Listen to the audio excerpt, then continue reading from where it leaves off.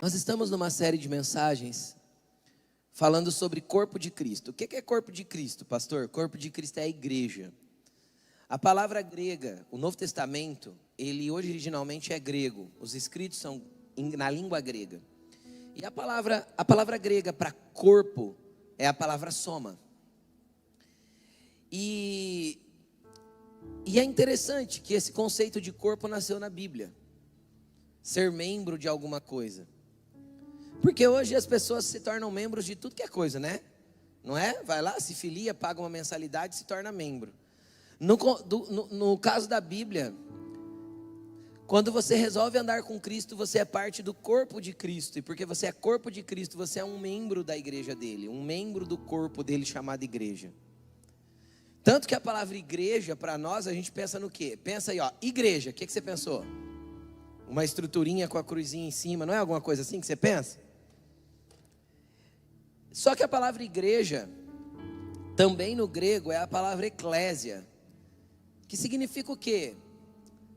Um ajuntamento de pessoas, chamados para fora dos seus lares para um ajuntamento coletivo. Ou seja, não falava de estruturas físicas, falava de pessoas reunidas. Então igreja é gente, junto e misturado. Igreja é uma reunião de pessoas, e eu já venho falando sobre isso. E hoje nós vamos entrar em que assunto? O assunto hoje é a ceia além do cálice. Então a ceia está aqui. E às vezes você já foi ensinado a respeito do corpo de Cristo, do sangue de Cristo. E hoje eu quero te dar uma perspectiva, pode ser que um pouco mais ampla do que a que você já tem. Pode ser que um pouco maior do que aquela que você já conhece. E eu quero falar um pouco a respeito de ceia do Senhor hoje. E nós vamos entender quais aspectos existem na ceia que vão além do pão e do cálice. Tudo bem? Então eu quero começar com você em João capítulo 6, versículo 30. Evangelho de João, capítulo 6, versículo 30.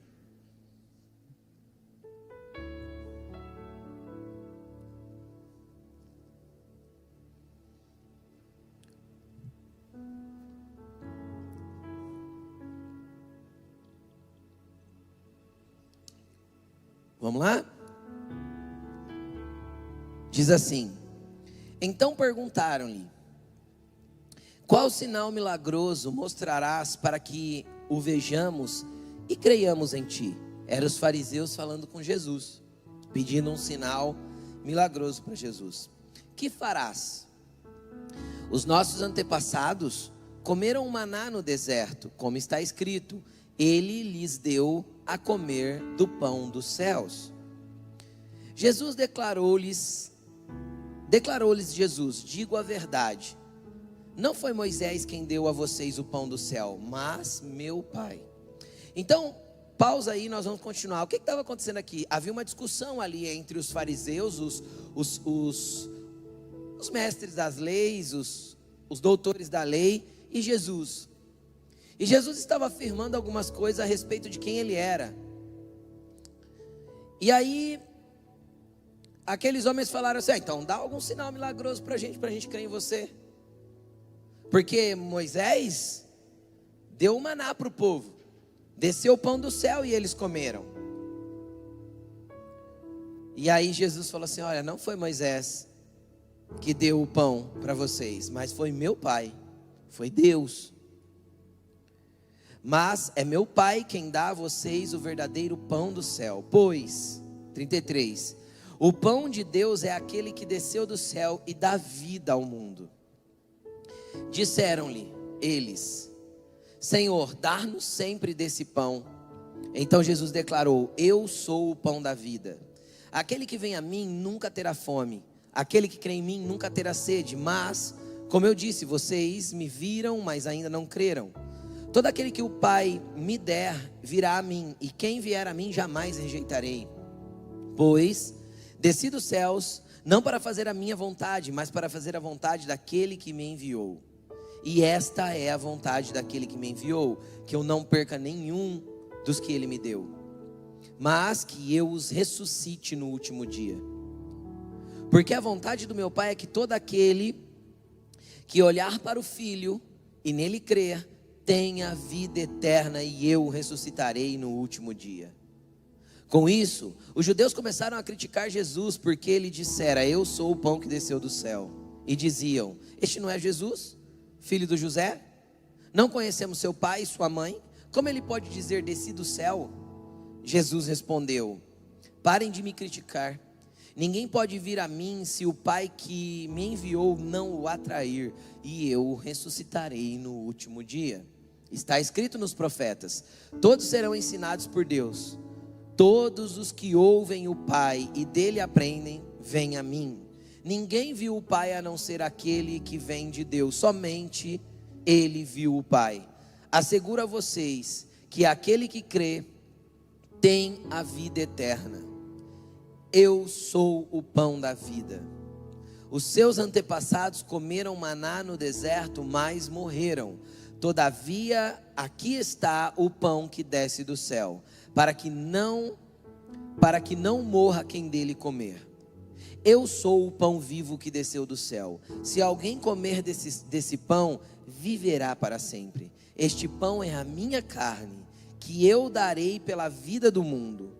Então os judeus começaram a discutir exaltadamente entre si: como pode esse homem nos oferecer da sua carne para comermos? Jesus lhe disse: eu digo a verdade, se vocês não comerem da carne do Filho do Homem, não beberem do seu sangue, não terão vida em si mesmos. Todo aquele que come da minha carne e bebe do meu sangue tem vida eterna, e eu o ressuscitarei no último dia. Pois a minha carne é verdadeira comida e o meu sangue é verdadeira bebida. Todo aquele que come a minha carne e bebe do meu sangue permanece em mim e eu nele.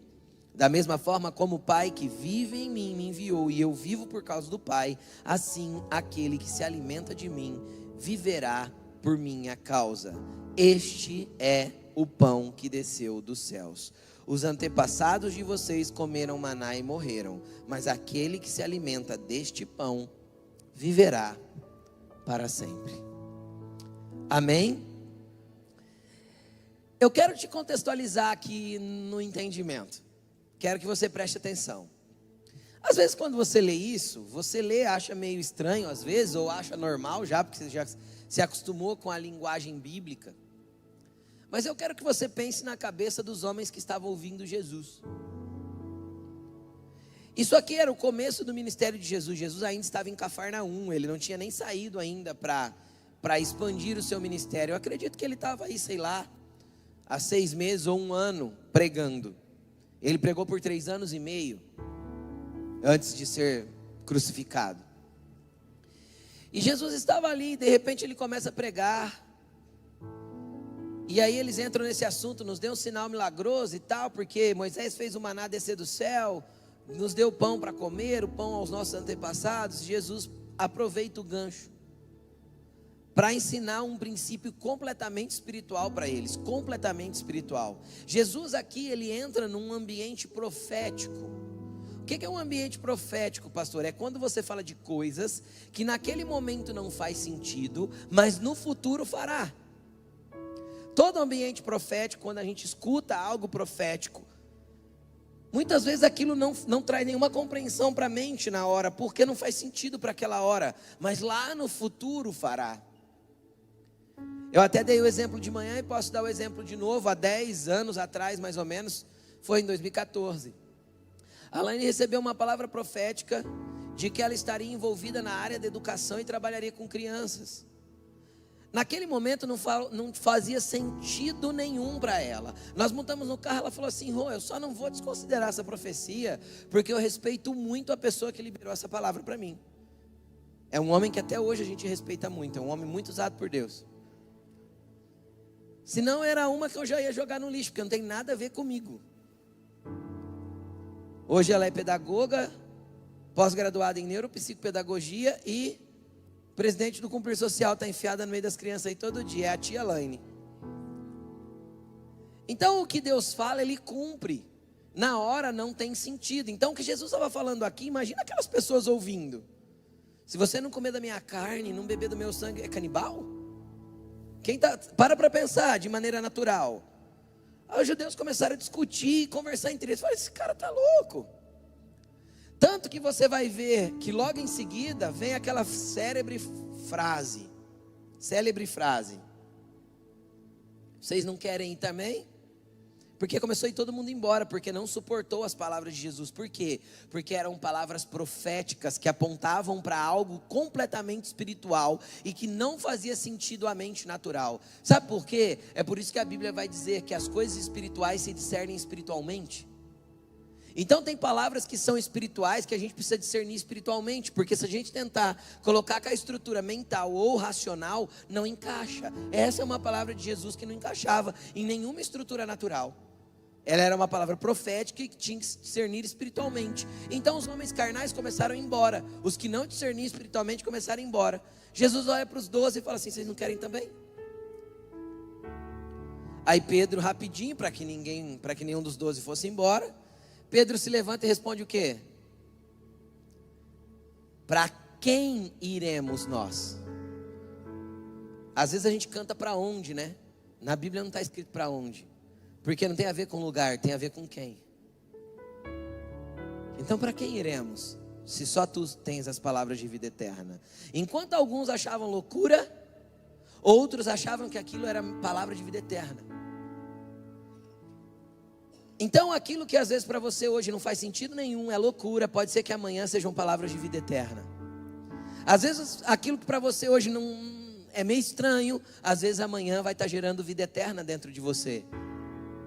É só você esperar o Espírito ministrar no seu interior, para que você comece a discernir as coisas espiritualmente. Então Jesus começa a explicar um princípio poderoso, que aqui não tinha sentido nenhum. Por quê? Porque não existia Santa Ceia até a véspera da cruz. Um dia antes da cruz que Jesus ensinou o que era ceia. Explicou para eles que aquilo era um simbolismo, que a carne que ele daria na cruz seria representada para nós comermos depois por um pão. E que o sangue que ele derramaria na cruz em aliança e remissão dos pecados, depois ele nos daria para beber em forma de vinho. Se tornaria algo profético ou simbólico, chame como você quiser, eu prefiro chamar profético. Profeticamente é um símbolo do corpo e do sangue de Cristo. Quem está entendendo o que eu estou falando? Mas naquela hora não fez sentido para ninguém. Só que o que a gente tem que entender nesse ensinamento tão profundo de Jesus, e que às vezes na mente natural dá um bug. Porque a hora que você pensa assim, quem não comer da minha carne, você já pensa dando uma mordida no braço de alguém, né? Você fala assim, esse cara é doido. E é o que eles pensaram. Porque ele está falando de algo espiritual que viria a se materializar no futuro, 2 anos e pouco depois. Viria a ser uma realidade a partir do que ele ensinou na mesa com os discípulos. E que hoje a gente pratica. Agora o que a gente tem que se ater é o quão profundo esse ensinamento. Por quê? Porque ele falou assim, olha, quem não comer da minha carne, não beber do meu sangue, não tem a vida eterna. Mas quem comer do meu sangue, beber do meu sangue e comer da minha carne, tem vida eterna e tem parte comigo na eternidade. E eu o ressuscitarei no último dia. E é interessante que ele fala de ressurreição dos mortos 4 vezes nesse pedacinho. Ele está ensinando sobre o princípio espiritual do que iria acontecer dele morrer e ressuscitar, e depois dele dar o corpo e o sangue dele por nós.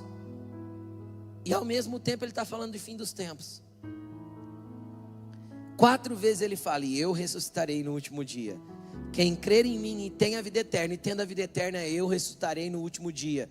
Quem crê em mim tem a vida eterna, e quem tiver a vida eterna, eu ressuscitarei no último dia. Deixa eu te explicar uma coisa, querido. Assim como aquelas palavras no contexto ceia eram proféticas, a ressurreição dos mortos continua sendo uma palavra profética. Aí cabe a você, se você vai acreditar ou não, se você vai desdenhar como os judeus desdenharam e ficaram de fora, ou se você vai acreditar na completude do ensinamento de Jesus e vai continuar crendo que ele voltará e vai nos ressuscitar no último dia. Agora, por que ele falou de ressurreição de mortos? Porque não existe vida eterna para gente morta. Até porque ele mesmo disse, ele não é Deus dos mortos, ele é Deus dos vivos. Jesus mesmo ensinou sobre isso. Então deixa eu te falar uma coisa. Todos aqueles que creem e que fizeram parte da vida de Jesus, e que decidiram comer desse pão entendendo que ele é vida, beber desse sangue entendendo que ele é vida, e que isso gera vida eterna em nós, um dia, você vai ouvir o som de uma trombeta, da última trombeta, porque a trombeta soará, e os que estiverem vivos encontrarão com Jesus nos ares, e os que tiverem morrido em Cristo e fizeram parte desse corpo virão junto com ele com milhares dos seus santos e dos seus anjos, e terão o seu corpo transformado, porque aquilo que é mortal vai se revestir de imortalidade, e aquilo que é corruptível se revestirá de incorruptibilidade. Então se cumprirá a palavra que diz: tragada foi a morte pela vitória. Onde está, ó morte, a tua vitória? Onde está o teu aguilhão? Ela foi derrotada na cruz, a morte, porque nós vivemos eternamente. Agora deixa eu te explicar uma coisa: se nós vivemos eternamente, por que a nossa mente só pensa nas coisas daqui? Porque nosso projeto de vida é para 70 anos ou 80 anos. Teu projeto de vida, querido, precisa ser para uma vida eterna. Então, enquanto você se organiza para viver aqui 60, 70, 80 anos, se organize para viver eternamente com Jesus. Porque se você não está projetando a sua eternidade, deixa eu te falar, no mínimo a nossa mente é medíocre, a gente não entendeu isso. Porque quem participa disso tem que entender que tem vida em si mesmo, e essa vida é eterna, e não acaba aqui. Um dia teu corpo vai chegar no fim, mas a vida não está no corpo, a vida está na essência que tem dentro desse corpo. Então o dia que essa máquina aqui desligar, deixa eu te falar, eu não vou morrer.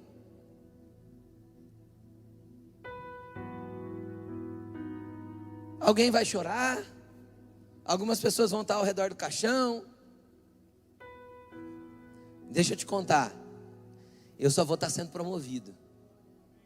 Eu vou estar voltando para a minha verdadeira casa, porque eu não vim daqui, não sou daqui, eu só estou me preparando para aquilo que é realmente a vida. O problema é que nós somos tão medíocres, tão pequenos na nossa mente, que a gente limita a nossa existência aos dias da terra. Sabe por quê? Porque a gente ainda pensa da gente pegando o braço de Jesus e dando uma mordida. Ou seja, nossa mente ainda é carnal e pensa só como a mente natural pensa.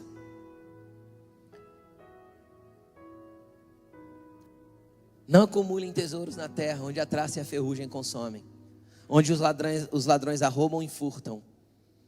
Ajunte tesouros eternos, onde a traça e a ferrugem não consomem, onde os ladrões não entram, não furtam e não roubam. Agora deixa eu te perguntar, o que nos seus dias você tem acumulado para a eternidade, para que faça sentido você cear hoje? Por quê? Porque se você está ceando, você está dizendo para o reino espiritual: eu creio na morte e na ressurreição de Cristo, eu creio que no corpo dele, no sangue dele eu tenho vida, e essa vida não é aqui, essa vida é eterna. Aqui é só o estágio. Você tem uma eternidade para viver com Jesus. Quanto tempo vai durar, pastor? Uma eternidade. Isso nem cabe na nossa cabeça. Pastor, eu não acredito nisso não. Então não toma ceia, porque dentro do mesmo ensinamento do corpo e do sangue está o ensinamento de ressurreição de mortos e vida eterna. Só que a ceia se tornou palpável para nós, é mais fácil de acreditar agora. Enquanto a outra parte ainda é pela fé. Você consegue entender que era um ensinamento duplo aqui? Incrível, poderoso. Quem já ouviu a parábola? Não precisa perguntar quem ouviu, que eu vou contar assim mesmo. Tem uma parábola, que é a parábola da vida pós-parto. Tinha 2 bebês na barriga da mãe, eles gêmeos, né? E eles começaram a conversar. E um acreditava na vida pós-parto, mas o outro era ateu. E aí eles começaram a conversar na barriga da mãe. Você acredita na vida pós-parto? E o outro falou: eu não. Mas como você não acredita? Você não ouve a voz da mamãe? Aí o outro dizia: isso é fruto da sua imaginação. Nós estamos aqui num ambiente seguro, quentinho. Dizem que na vida pós-parto tem ar. A gente vive dentro da água, como que isso vai dar certo? Não faz sentido nenhum. E o outro dizia, eu acredito. Eu creio que essa voz que eu ouço não é fruto da minha imaginação, mas é a voz da mamãe. E um dia eu estarei no colo dela. E aquele que era completamente cético, incrédulo e ateu dizia, eu não acredito. Só existe a vida enquanto estamos aqui. O dia que isso aqui acabar, acabou. Quando se romper aí a bolsa e a gente for jogado para fora, fim. Isso é o fim de tudo. E um dia eles nasceram. E o que cria na voz da mamãe estava certo. Querido, tanto quanto os 9 meses na barriga da tua mãe te preparou para a vida terrena, a tua vida terrena te prepara para a eternidade. A voz que você ouve é a voz do teu pai agora, não da tua mãe. Então você precisa ouvir a voz dele, está pronto, porque um dia a bolsa vai se romper rasgando os céus e o Cristo virá para te buscar. Se você estiver pronto, você vai. E se você não tiver, querido, o teu destino, diferente do bebê ateu, não vai ser o colo da mãe. Então você precisa decidir o que você quer crer. Aquilo ali é símbolo do que ele fez por nós. E nisso aqui contém vida eterna. Contém porque ele disse que conteria. Aí, passados anos, passou-se quanto tempo? Um pouco mais de 2 anos, mais ou menos. Ele está prestes a ir para a cruz e ele fala para os discípulos, olhem, entrem na cidade. Chegando lá, vocês vão ver um homem levando um cântaro, abordem ele, perguntem onde está a sala que eu vou usar para fazer a nossa Páscoa, a nossa ceia. E eles foram, encontraram tudo do jeito que Jesus disse. Eles entraram num aposento superior, era uma sala que tinha no andar de cima da casa. E eles usaram a sala daquele homem que cedeu as salas para eles celebrarem. Então, naquele momento, a Páscoa judaica. Pães sem fermento, vinho, ervas amargas. E eles estavam ali fazendo o quê? Ceando. E aí quando a gente pensa assim, tá ceando, legal. É que a gente mistifica a ceia. O que eles... Qual que é a palavra? Quem sabe espanhol? Como que fala jantar em espanhol? Ceia. Ou, parecido com isso. Cena. Acho que é mais ou menos isso. A verdade é que eles estavam jantando. Porque o jantar é chamado de ceia. Na língua portuguesa tem outra definição para ceia. Eles estavam jantando ao redor da mesa. Eles estavam em comunidade, os 12 mais Jesus ali, comendo. E aí, agora que eles estão comendo juntos, Jesus toma o pão, levanta e fala assim, ele não falou isso, mas eu vou colocar umas palavras a mais aqui. Não me chame de herege. Vocês lembram que eu falei, quando eu estava lá em Cafarnaum, do meu corpo? Então, isto é o meu corpo que é partido por vocês. Então ele parte o pão. E ele fala, comam da minha carne. E aí ele pega o cálice e ele fala, isto é o meu sangue que é derramado em favor de vocês. Então ali ele estava explicando o ensinamento que ele deu lá em Cafarnaum. Agora trazendo para uma realidade física para que nós pudéssemos usufruir. Estão comigo? Materializando uma realidade espiritual em algo físico para que ficasse palpável para nós. Para que ficasse compreensível para nós. Então ele materializa a ceia ali e ele ensina o que hoje nós chamamos de Santa Ceia. Tanto que o quadro de Da Vinci chama como? A Última Ceia.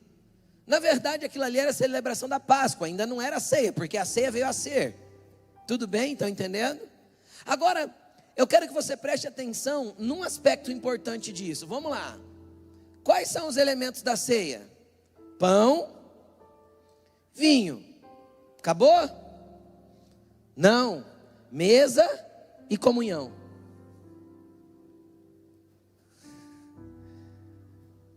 Então agora eu vou entrar com vocês num aspecto que vai além do cálice. Além do pão. Por quê? Porque muitas vezes nós minimizamos o entendimento disso apenas para esse contexto, que já é grandioso, que eu acabei de ensinar. Mas a gente reduz a ceia apenas para o pão e o suco. o pão e o vinho. Só que a ceia não era feita assim no aspecto bíblico. A ceia estava repleta e envolvida de mesa e comunhão. Não existia ceia sozinho. Não era a ceia, a minha ceia. Era a nossa ceia. E sabe o que era interessante? Eles dividiam até o prato. Dentro da estrutura que a Bíblia mostra, Jesus estava sentado na mesa e a Bíblia diz que João estava de um lado e Judas estava do outro. E Judas estava dividindo o prato com Jesus. Jesus falou assim, ó, aquele que mete a mão no prato comigo, esse me trairá. Eles dividiam o mesmo prato. Judas e Jesus. Agora deixa eu te explicar uma coisa.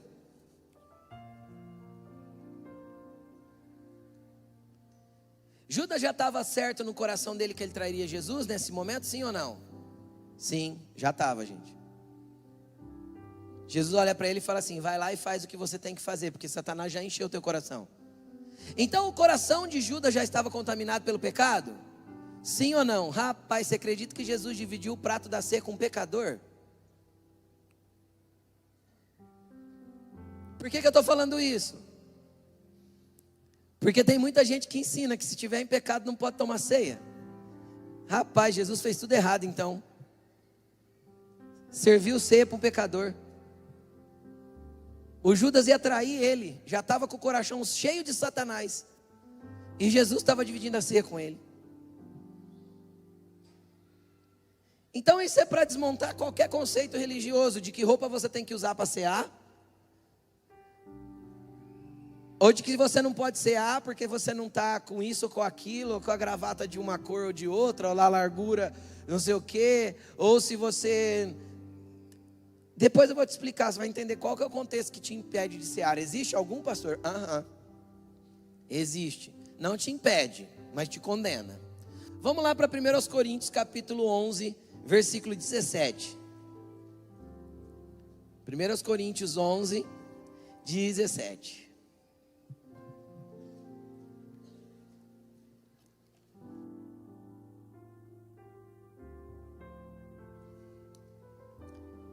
Paulo estava escrevendo uma carta para a igreja de Corinto.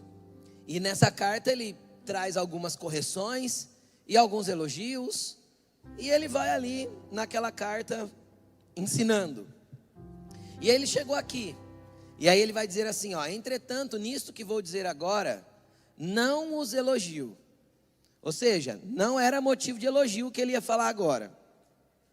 Pois as reuniões de vocês fazem mais mal do que bem. Você já parou para pensar? Você já parou para pensar que Paulo está dizendo assim, ó, você vai no culto e o culto faz mais mal para você do que bem. Você vai no seu gari de terça-feira e teu gari de terça-feira faz mais mal para você do que bem. Forte isso, sim ou não? Como eu posso estar indo na igreja? A nossa religião não permite uma coisa, na nossa cabeça religiosa não entra uma coisa dessa. Eu ir na igreja, a igreja me fazer mais mal do que bem. Olha o que ele está dizendo, olha, vocês, a reunião de vocês fazem mais mal do que bem. Em primeiro lugar, ouço que quando vocês se reúnem como igreja, há divisões entre vocês. E até certo ponto eu acredito. Deixa eu te explicar uma coisa. Quando uma reunião passa a fazer mal para nós, mais mal do que bem? Quando há divisão entre nós. Se há divisão entre nós, as nossas reuniões não fazem bem, elas fazem mal.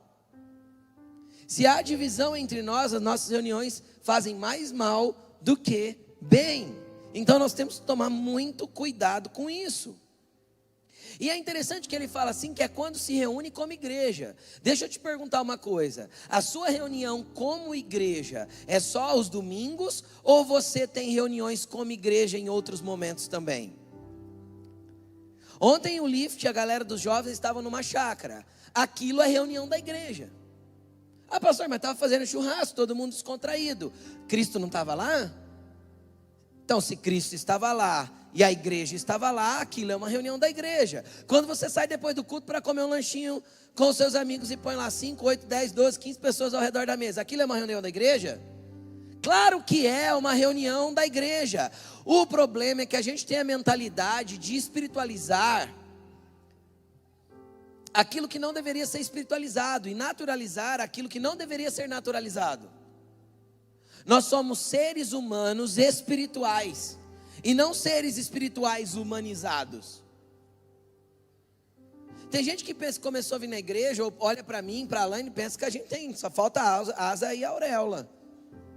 Mal sabe a Alaine, tadinha.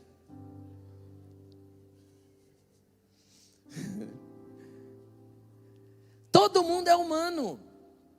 Todo mundo foi chamado para viver uma espiritualidade dentro da sua humanidade. Então, quando você está comendo com os irmãos, e se Cristo está à mesa, como eu sei se Cristo está à mesa? Se não é uma roda de escarnecedores, é uma roda de comunhão, de comunidade verdadeira, de alegria, de vida, Cristo está. E se Cristo está, é uma reunião do quê? Da igreja. Agora, se aquela reunião da igreja começou a meter o pau no outro, e aí? Aí faz mais mal do que bem. Então, você está se reunindo com pessoas, e quando você se reúne com essas pessoas, o assunto é a vida do outro irmão, é a vida do outro pastor, é meter o pau na outra igreja. Deixa eu te falar uma coisa: a tua reunião está fazendo mais mal do que bem. Se afasta dessas pessoas.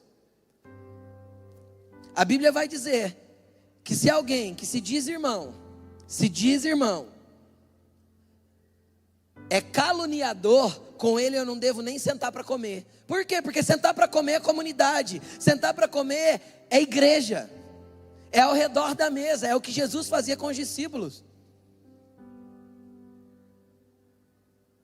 Aí essas reuniões não edificam, elas destroem, elas dividem. Então é o que ele está explicando. Quando vocês se reúnem como igreja, há divisões entre vocês. Agora olha o versículo 19. Pois é necessário que haja divergência entre vocês, para que sejam conhecidos quais entre vocês são aprovados. É isso que está escrito aí? Então pode ter divisão? Não. E divergência? Pode, deve. É necessário que haja divergência entre vocês, para que sejam conhecidos os quais entre vocês são aprovados. Então vai ter divergência? Vai, cada um tem uma cabeça. Vai ter um que pensa de um jeito e outro que pensa de outro? Claro que vai. Vai ter um que acha que devia ir para lá e outro devia ir para cá? Sim. Então divergências deve haver, por quê? Porque se na divergência eu promovo a divisão, eu não estou sendo aprovado. Mas se na divergência eu aprendo e cresço, então eu estou sendo aprovado. Então eu estou aprendendo a viver em comunidade, eu estou aprendendo a viver como igreja. Então divergência é normal, divisão não. Divergência faz parte, divisão não. Então às vezes você vai conversar com o irmão, ele discorda de você de alguma coisa, ou ele acha que deveria estar fazendo de um jeito diferente. É fato que numa multidão de pessoas, nessa igreja, tem pessoas que acham que eu deveria liderar a igreja de outro jeito. Teve pessoas que já foram conversar comigo: pastor, eu não concordo da forma que é feito isso aqui. Querido, a forma que é feito aqui foi a forma que Deus ministrou o nosso coração, que todas as nossas decisões vai para a mesa de pastores. Os nossos pastores sabem disso. Às vezes eu tenho uma ideia, normalmente eu compartilho com a Alaine, em seguida eu compartilho com o Vitor, aí vai para a mesa de pastores, a gente se reúne, troca ideia, vê se aquilo é cabível, então a gente aplica. Já para que surjam as divergências na nossa mesa, e aí a gente chega em um alinhamento. Mas aí é fato que quando às vezes chega lá na ponta em você fala assim: eu não concordo com isso. Só que você não entende o que foi pensado, como foi planejado, por que foi. Tem todas as razões por trás. E aí começa. Então a divergência é normal. Só que se você pega essa divergência para transformar numa divisão, é pecado. Faz mais mal do que bem. E isso contamina o corpo. Isso separa pessoas. Então as divergências é normal. Quem aqui tem irmão natural, biológico? Quem tem? Você já teve divergência com o teu irmão? Você já teve alguma divergência que você saiu com ele no tapa? Você está de mal do teu irmão até hoje? Não, você já ama, você continua amando, você chama de irmão, você faz coraçãozinho, você briga hoje, está tudo bem amanhã. As divergências são comuns. Jesus disse que nós somos irmãos, porque somos filhos do mesmo pai. Então divergência vai haver, aqui não tem como ser homogêneo. A gente não é robô. Tudo bem, gente? Nós vamos ter divergências, mas não podemos gerar divisão a partir das nossas divergências. Porque a divisão é pecaminosa. Tudo bem? Vocês estão comigo? Chacoalha seu irmão e fala assim para ele, ó, divide não, irmão. Pecado, hein? Vai fazer mal, hein? Fala para ele aí. 20, versículo 20. Quando vocês se reúnem, ele está falando de um conceito de unidade, divisão, divergência, correto? Não é isso que ele está falando? Quando vocês se reúnem, não é para comer a ceia do Senhor, porque cada um come a sua própria ceia, sem esperar pelos outros. Assim, enquanto um fica com fome, o outro se embriaga. Será que vocês não têm casa onde comer e beber? Ou vocês desprezam a igreja de Deus e humilham os que nada têm? Que direi? Eu os elogiarei por isso? Certamente que não. Olha onde Paulo foi. Lembra que eu falei que o aspecto da ceia não era só o pão e o cálice? O que Paulo está mostrando aqui? Se vocês participam da ceia e vocês não reconhecem a comunidade, vocês não andam em unidade, se há um espírito de divisão entre vocês, vocês não estão comendo a ceia do Senhor. Não é ceia para vocês. Não é ceia. O que acontecia naquele tempo? Não era a igreja que promovia a ceia. Cada um trazia de casa a sua própria ceia. Cada um vinha com a sacolinha do pão, do vinho, punha a mesa e todos comiam juntos. O que eles estavam fazendo? Os que tinham condições vinham, sentavam, comiam até se embriagar. E os que não tinham o que trazer para a mesa não comiam, ficavam com a sobra dos outros que tinham trazido. Porque havia divisão entre eles. Aí eles olhou e falou assim: vocês não têm casa não para comer? Isso que vocês estão comendo aqui na igreja não é ceia. Isso está fazendo mais mal do que bem. Bem mais mal do que bem. Por quê? Porque não estava entendendo o outro pilar da ceia. Aquela que Jesus fez, pôs uma mesa e pôs os 13 em volta. Comunhão com a comunidade. Isso é o outro pilar da ceia. Mas vamos continuar, o texto não acabou não. Aí Paulo vem explicar esse conceito que eu já expliquei para vocês. Versículo 23. Pois o que recebi do Senhor, eu também entreguei a vocês. Que o Senhor Jesus, na noite em que foi traído, tomou o pão e tendo dado graças, ele o partiu e disse: isto é o meu corpo que é dado em favor de vocês. Façam isso em memória de mim. Da mesma forma, depois da ceia, ele tomou o cálice e disse: este cálice é a nova aliança no meu sangue. Façam isto sempre que beberem em memória de mim. Porque sempre que comerem deste pão e beberem deste cálice, vocês anunciam a morte do Senhor até que ele venha. Então aqui Paulo entrou no conceito de explicar o que eu acabei de explicar para vocês. Agora deixa eu te falar, ele trocou de assunto? Não, ele está falando da mesma coisa. Ele entrou falando ali das divisões, falou que o que eles estavam comendo não era ceia. Aí ele foi explicar a ceia, e aí ele continua no assunto, versículo 27. Portanto, todo aquele que comer o pão ou beber do cálice do Senhor indignamente, será culpado de pecar contra o corpo e contra o sangue do Senhor. Examine-se cada um a si mesmo, e então coma o pão e beba do cálice. Agora deixa eu te falar, ele está mandando as pessoas analisarem a si próprio por causa de quê? Qual que é o assunto que ele está tratando? Era para a pessoa analisar se ela estava pecando? Se ela tinha falhado durante a semana? Se ela precisava... Deixa eu te explicar, para o pecado Jesus deu uma fórmula simples: arrependimento e confissão. abandona e segue que você está perdoado. Essa é a fórmula da cruz. Essa é a fórmula de Jesus para perdão de pecado.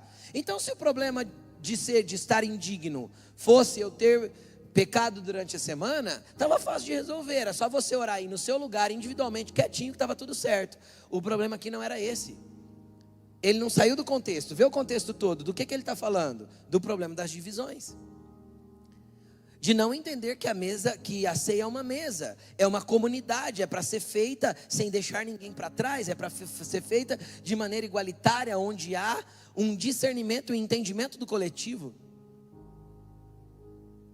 E aí tem gente comendo e bebendo indignamente, por quê? Porque está em divisão com os outros, está de briga, está de bico, e está querendo comer e beber.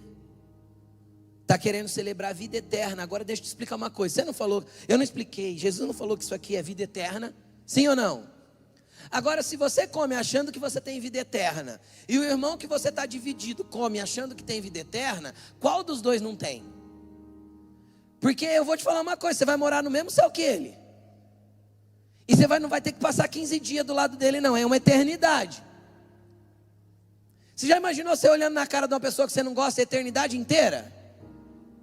Então deixa eu te contar uma coisa, é bem provável que você não vá. Ou ele não vá, porque senão não vai dar. Então tem alguém comendo e bebendo indignamente. Vixe, aí é pior. A Elaine falou que pode ser que os dois passem abraçadinhos no inferno, juntos ainda. Mas o que acontece? Acontece que tipo assim, você precisa perdoar aquele irmão, porque você já imaginou se a casa dele é do lado da tua lá na eternidade, ele vai ser teu vizinho para sempre? E lá não vai poder varrer a folha e jogar na frente da sua casa. Nem lavar os cocô do cachorro e deixar na beira da guia do outro. Estou falando de coisas naturais para vocês entenderem as coisas espirituais, por favor. Discernam isso espiritualmente.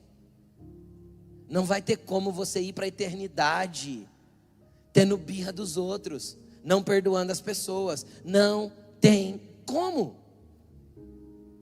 Porque se tem vida eterna ali, e você bebe para ter vida eterna, e o irmão que você está brigado bebe porque ele também quer vida eterna, ou um dos dois não tem, ou os dois não tem. Porque deixa eu te falar, a eternidade é no mesmo lugar. No mesmo lugar. Olha para a pessoa que está do teu lado, de preferência que não seja seu cônjuge, e fala assim: você vai ter que me aturar eternamente.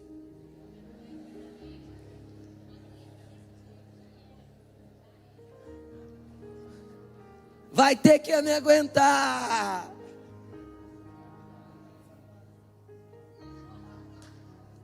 Vai ter que aturar eternamente. Não, na eternidade ela não vai pedir cupom fiscal não. Fica tranquilo. Lá não vai ter necessitados, aleluia. Lá não haverá mais isso, oh que glória, nem choro, nem pranto, nem dor, nem morte, porque a morte já passou, porque o choro já foi enxugado as lágrimas, aleluia, lá é com Ele para sempre. E todo mundo vai morar na mesma cidade. Deixa eu contar para você que jeito a Bíblia fala dessa cidade. A cidade tem 2.700 quilômetros de comprimento, 2.700 quilômetros de largura. Uma cidade com 2.700 quilômetros é muito grande, sim ou não? E 2.700 quilômetros de altura. Não pergunta para mim como funciona. Não sei se é prédio, se é casa flutuando, se é rua sobreposta, não sei. Não sei, mas está escrito que é 2.700 quilômetros de comprimento, 2.700 de largura e 2.700 de altura. A cidade é um cubo, está escrito assim na Bíblia. Os arquitetos não entendem nada. Falam, meu Deus, que engenharia é essa? Aí a Bíblia vai dizer que ela tem 12 portas, cada porta é uma pedra preciosa diferente. A rua é feita de ouro puro. O muro é feito de jaspe, cristais e pedras preciosas. Sabe o ouro que tem na terra que todo mundo fica garimpando? Quando terminou a cidade celestial, os anjos varreu a obra e jogou o pó na terra, porque aquilo que tem valor aqui é asfalto lá. Pegou? Aquilo que você valoriza aqui não tem valor nenhum lá. Entendeu? E nós vamos morar tudo na mesma cidade. Aí você pensa assim, tomara que o irmão fulano more lá, 2.700 quilômetros de distância de mim. Deixa eu te falar. Tu vai ter corpo glorificado. Sabe que jeito que é o corpo glorificado? A Bíblia diz que Jesus é a primícia dos que ressuscitaram. Então deixa eu te contar como que Jesus era ressurreto. De repente eles estão pescando lá no barco, Jesus aparece na praia. Aí a Bíblia diz que ele apareceu na praia, já pôs um peixinho em cima da brasa e arrumou uns pão. Ele foi fazer um churrasquinho de peixe com os discípulos para comer um pãozinho com peixe. É bom, hein? Aí os discípulos foram lá, comeram com ele e tal, terminaram de comer, Jesus foi embora. Sabe que jeito? Foi, sumiu. Eles estavam trancados todos na mesma casa, as portas trancadas. Jesus aparece no meio deles. Aí Jesus terminou de falar para eles, Jesus desaparece no meio deles. Ah, mas era Jesus. Não, era o corpo glorificado que Jesus tinha. E a Bíblia diz que ele é a primícia do que vai acontecer comigo. Ele é o primeiro e eu sou na sequência. Você na sequência. Então, o irmão pode morar 2.700 quilômetros de você lá na cidade celestial. Lá na cidade que vai descer, na verdade. Aí ele fala assim, vou tomar um cafezinho lá na casa do Zé. Aí ele está lá do outro lado, ele fala assim, e aparece lá na tua porta. Tem um café aí? Aí você fala, meu Deus, esse irmão de novo. Não, lá isso não vai acontecer. Porque você já não terá mais as coisas ruins que existem dentro do seu coração. Sabe por quê? Porque o pecado não mais existirá. Porque ele foi aniquilado pela vitória da cruz. E agora aniquilado de maneira permanente. Por quê? Porque o Deus da paz esmagará Satanás debaixo dos nossos pés. Você vai pisar o que te aflige. E acabou. Pastor, e o que vai acontecer? Já me perguntaram isso. E o que vai acontecer depois, pastor? Depois de Jesus voltar? Querido, não sei. Porque a Bíblia é o livro desta era. E houve eras anteriores e haverá eras posteriores. A Bíblia é o livro desta era. Paulo diz que ao fim desta era se cumprirá a graça de Deus manifesta em Jesus Cristo e derramada sobre as nossas vidas. Quando isso se concluir dando esta vitória para nós, nós seremos exemplos para as próximas eras do que é a graça de Deus.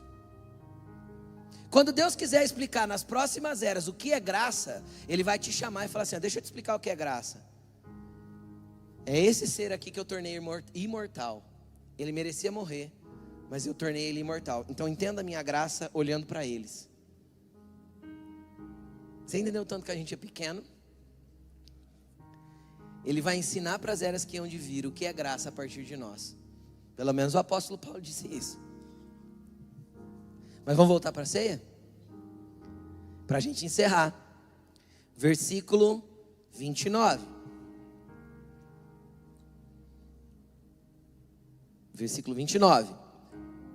Pois quem come e bebe, sem discernir o corpo do Senhor, come e bebe para sua própria condenação. Explica para mim o que é corpo do Senhor. O que é o corpo do Senhor? A igreja. Quem come e bebe, sem discernir o coletivo, sem entender que não pode ter divisão, sem entender o que é mesa, sem entender o que é comunhão, come e bebe para sua própria condenação. Irmão, deixa eu te falar uma coisa. A maior loucura que você pode cometer é ser um crente ceieiro. Quem que é o crente ceieiro, gente? É aquele que aparece na igreja só no dia da ceia. Por que isso é loucura? Porque você não está discernindo o corpo. Você não tem vida com a igreja, você não tem amigos aqui, você não se relaciona com o corpo, você não tem ninguém para ir para a mesa com você. Você não vive inserido em uma comunidade, você frequenta um lugar. Aí você entende que porque você frequenta esse lugar e você crê na vida eterna, então você pode vir e comer no dia da ceia, e ir embora e passar mais 30 dias sem se relacionar com ninguém da comunidade, sem nenhum envolvimento com o coletivo. Isso é não discernir o corpo. Isso é viver fora do corpo e querer participar da vida que corre no corpo. Entendeu? Isso é viver fora dele e querer participar da seiva que esse corpo tem, do sangue que corre nas veias desse corpo, chamado igreja. Então é necessário que você se envolva, e eu falo para o teu bem. Por que eu falo para o teu bem? Porque é na igreja que nós vamos crescer, amadurecer, ter divergências, nos tornar pessoas melhores. É misturado no meio do povo que a gente vai aprender a amadurecer como ser humano. E eu sei que você pode estar vivendo um ambiente onde você foi ferido pela igreja. Deixa eu te contar uma coisa: pessoas vão te ferir. E a maioria das vezes essas feridas são causadas pelas próprias expectativas não atendidas que você mesmo criou na tua mente. Você pensava que alguém tinha que fazer algo por você, e essa pessoa não fez, você se frustrou. Você pensava que o teu líder tinha que ter agido de tal maneira, e essa pessoa não agiu. E aí você vai acumulando suas feridas, e vai sujando os seus filtros a respeito do que é coletivo e do que é igreja. Querido, o lençol limpo no varal, visto através de uma janela suja, ele sempre é sujo. Se o teu filtro está sujo, se o filtro do seu olhar com relação à igreja é sujo, porque um dia sujaram e te decepcionaram, se você não sair para ver a realidade do que está lá fora, você vai continuar vendo sujo. Então limpa, joga essas vidraças fora, tira esses filtros de Satanás. O melhor ambiente que existe para Satanás sujar os filtros do seu coração é o ambiente do isolamento. Sabe por quê? Porque ele pode corroer a tua mente como um verme, colocando na tua ótica e na ótica que você tem a respeito das pessoas, da igreja, da liderança, das pessoas que você comunga a fé, uma ótica suja, uma ótica pintada de sujeira, uma ótica toda torta. E aí você só vai conseguir ver assim. E aí normalmente quando você decidir mudar de igreja, então vou para uma outra comunidade, isso é ok, isso pode acontecer, e se acontecer, está tudo bem. Fui para uma outra comunidade, chega na outra comunidade, teu filtro continua sujo. Então a princípio você está com o coração aberto, a primeira pessoa que se manifesta na tua frente com alguma coisa que você discorda, o teu filtro continua sujo, porque ele está sujo por falta de entendimento e por uma visão que Satanás plantou dentro do teu isolamento. Você nunca vai conseguir se libertar para ser a exatidão daquilo que Cristo quer. Entenda uma coisa: quando minha mão está doente, ela não é arrancada do meu corpo para ser curada fora. Ela é curada ligada no corpo. Entende? Você está com um problema no teu rim, vamos arrancar o rim fora, deixa ele aqui no hospital, pode ir para casa. A hora que ele sarar, você vem buscar seu rim. É assim que acontece? Não é. Por quê? Porque é o próprio corpo que vai promover vida para o corpo, cura para o corpo. É a parte saudável do corpo que vai beber o remédio para curar a parte doente. Então você que está saudável no corpo, às vezes vai ter que ter uma tolerância maior com o que está doente dentro do corpo. Suportar um pouco mais a divergência, deixar ele ser curado, deixar ele amadurecer, deixar de ser mimimi. Para viver em comunidade tem que largar de ser Nutella.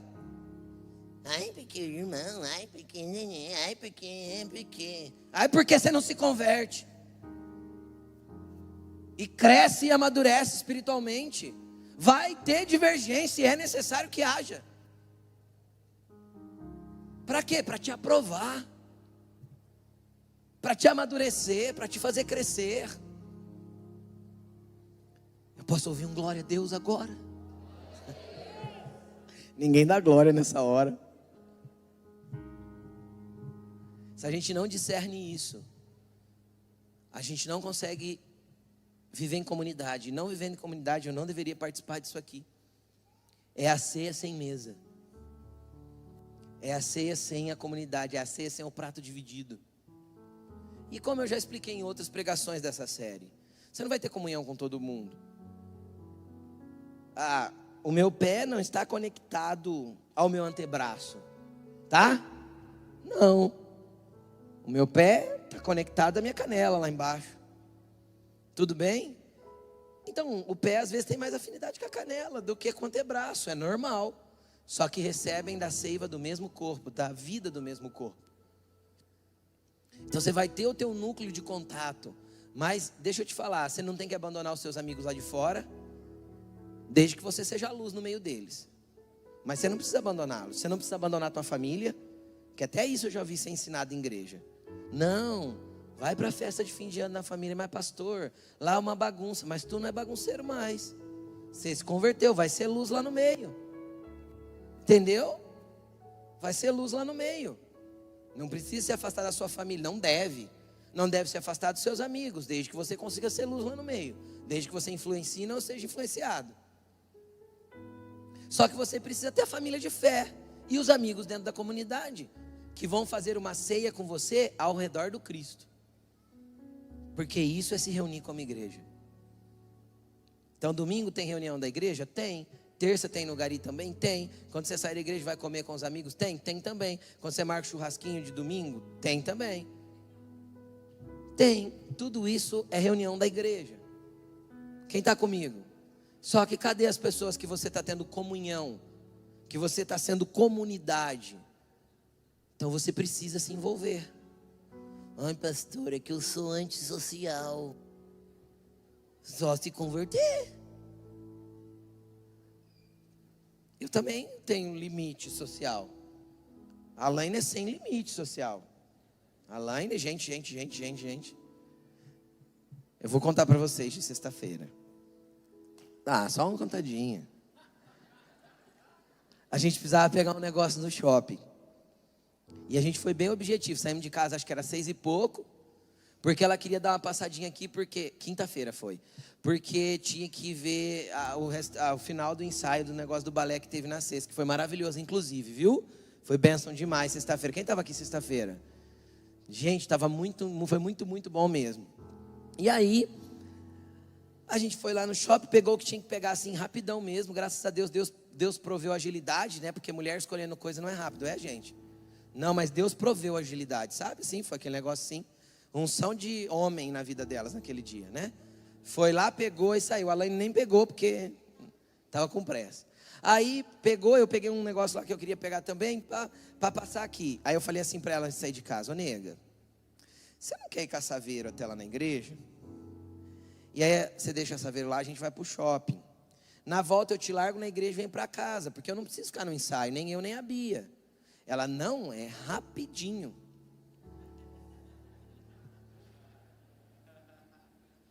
Saímos daqui 10:30 da noite.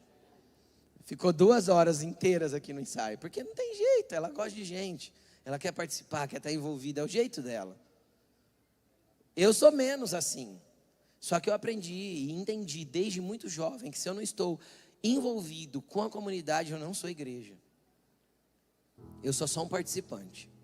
Eu venho para um auditório, sento, escuto uma palestra motivacional que me dá um gás para minha segunda, que diminui um pouco na terça, que acaba na quarta, e que no outro domingo e na sexta eu estou capengando de novo, e no domingo eu venho para dar mais uma carga na bateria. Você não é celular para viver de carga em carga, meu irmão. Até porque um dia a vida da bateria acaba. Você vive conectado. E você precisa viver conectado no Cristo e com a igreja. Então desenvolva relacionamentos profundos aqui dentro. Pastor, mas eu vou ter problema. Vai ter as divergências. Mas é importante que hajam elas. Vamos finalizar? Versículo 30. Vamos ler o 29 de novo. 29. Pois quem come e bebe sem discernir o corpo, come e bebe para a própria condenação. Com isso, por causa disso, há no meio de vocês muitos fracos e doentes. Olha o que ele está falando, que as divisões que eles tinham em comer a ceia, sem discernir a realidade do que é o coletivo, gerava entre eles o quê? Fracos, doentes e muitos que já morreram. Mas se nós tivéssemos cuidado de examinar a nós mesmos, não receberíamos esse juízo. Fica de pé.